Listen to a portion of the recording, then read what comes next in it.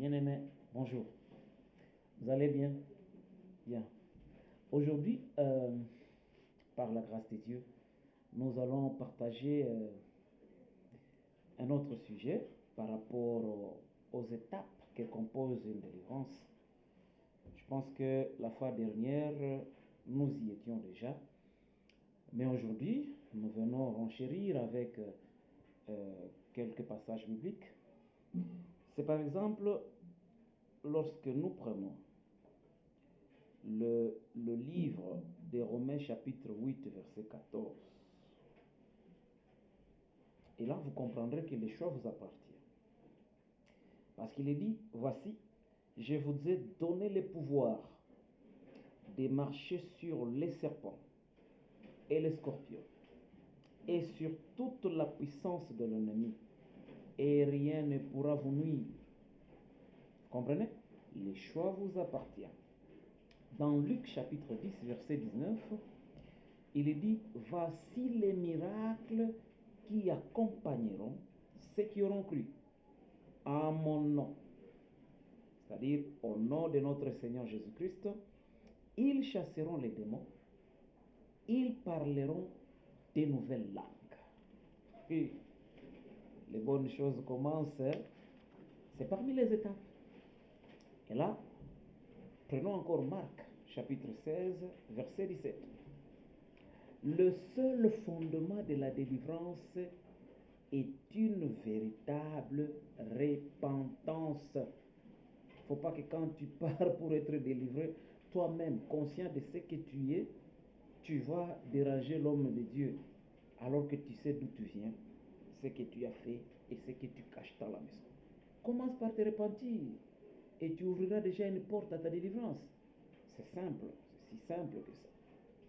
Et la repentance, c'est donc se détourner du péché et de se consacrer à la mise en ordre de votre vie. Le fait de ressentir un profond chagrin, le regret, là, ça doit te déranger plus profond de ton cœur. Tu te dis, comme la dame pécheresse, aujourd'hui je dois arranger ma vie. Je dois mettre fin à toutes ces insanités que je suis en train de faire. Voilà, donc aujourd'hui nous allons encore ajouter quelques étapes. Et nous partirons de la première. La première étape d'abord, par rapport à cet enseignement, vous devez être capable d'identifier les portes d'entrée.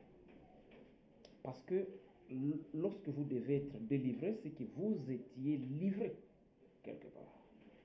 Vous étiez lié quelque part. Alors, commencez par identifier la porte d'entrée. Ces esprits malins, ces esprits méchants, ceux qui détruisent votre vie, ont eu quelle brèche pour y entrer dans votre vie, Voilà, c'est-à-dire que les péchés qui ont profané le temple, parce que notre corps, notre âme, notre esprit, comme la parole nous dit, vous êtes le temple du Saint-Esprit. Donc ce temple ici a été profané par certains esprits. Ils sont entrés comment? Donc vous devez avoir le temps de prendre un petit papier et passer soigneusement en revue toute votre vie. Depuis votre naissance, si vous avez la mémoire, et demander au Saint-Esprit de vous remettre en mémoire tous les péchés que vous avez oubliés. Rappelez-vous, David avait dit dans un psaume, pardonne-moi les fautes dont je ne me souviens pas. C'est très important. Identifier la porte d'entrée de tous ces esprits qui dérangent votre vie. Et vous allez commencer à les inscrire par ordre chronologique, en commençant par la naissance. Et tu essaies de les dissocier en trois catégories, par exemple. Les péchés héréditaires, certaines implications dans l'occultisme, les péchés sexuels. Voilà, tu essaies de résumer seulement en 3 catégories. Bon, ça c'est la première étape. Bon, passons à la deuxième. C'est juste un extrait pour essayer d'identifier les portes d'entrée des esprits qui ont profané ce temple. De deux, après cette étape, tu dois te repentir, commencer à confesser ses péchés, demander à Dieu de vous pardonner, de vous purifier. Soyez précis, hein? N'oubliez pas. Confessez les péchés un à un. En les nommant, c'est bien. Il ne faut pas être oisif, il faut nommer. Et 3, parce que je venais de parler de 1, 2 et 3. Maintenant, vous devez commander aux démons de partir. Vous avez cette autorité parce que je venais de lire quelques passages bibliques là. Vous avez cette autorité. Par exemple, quand on vous dit, voici les miracles qui accompagneront tous qui auront cru. À mon nom. Quand vous commandez, c'est au nom de Jésus-Christ. Commandez au nom de Jésus-Christ. Tous ces démons qui sont entrés par les différents péchés dans votre vie, qu'ils quittent pour toujours. Vous devez commander. C'est ça, c'est lui qui vit en vous. N'est-ce pas qu'il est fort que Satan qui vit dans ce monde? Alors, vous avez un Dieu fort. Il vous ordonne de commander. Commandez seulement. C'est simple. Et 4, arrêtez de pécher. Voilà. Voilà les 4 étapes que je voulais résumer aujourd'hui. Identifier le péché. Se repentir. Commander le démon, les esprits méchants qui sont en toi, de libérer ta vie. Et puis arrêter de pécher.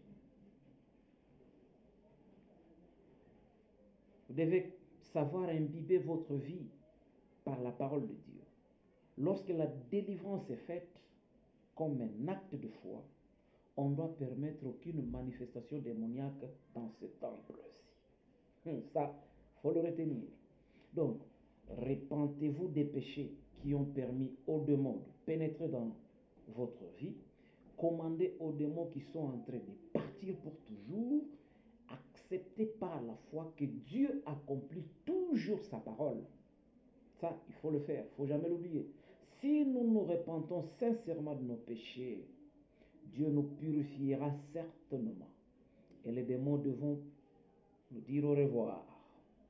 Donc, voilà comment on a refermé une porte d'entrée.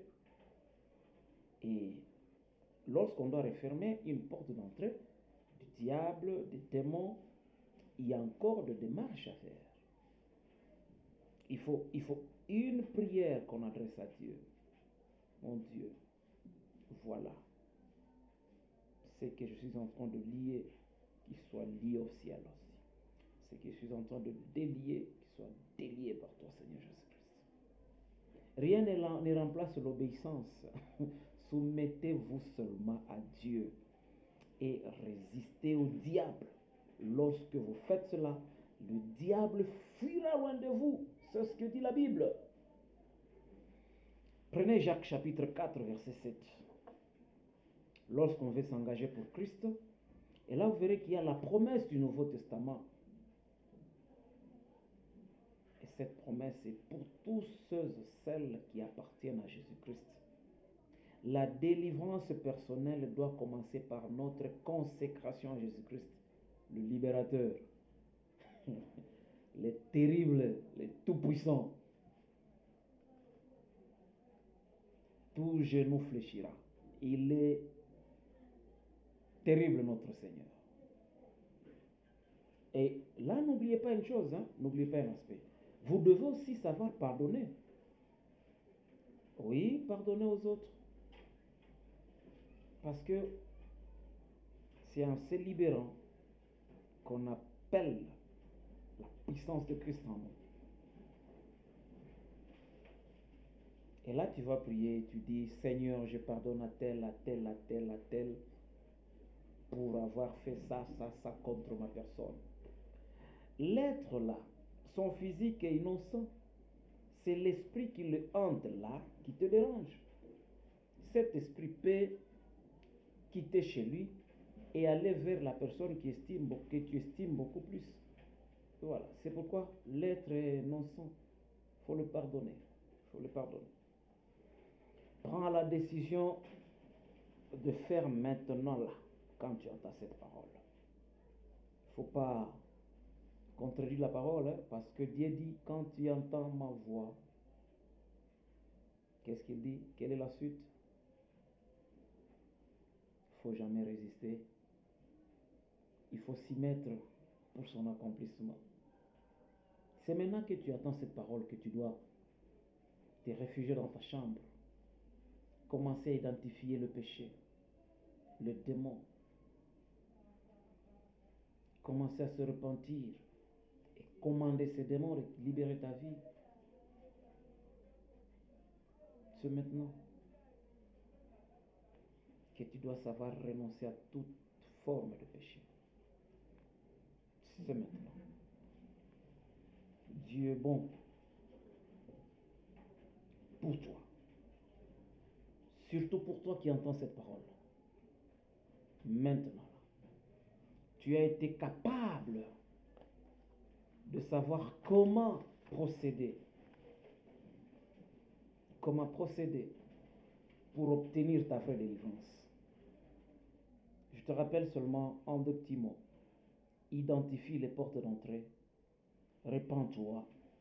Commande au démon de partir pour toujours de ta vie. Et enfin, arrête des péchés. Dieu qui est juste ne t'oubliera jamais. Il t'aidera à surmonter toutes sortes de difficultés que tu traverses actuellement. Sois béni, sois fort. Continue à garder ta foi en Jésus-Christ, le seul, le vrai, le juste.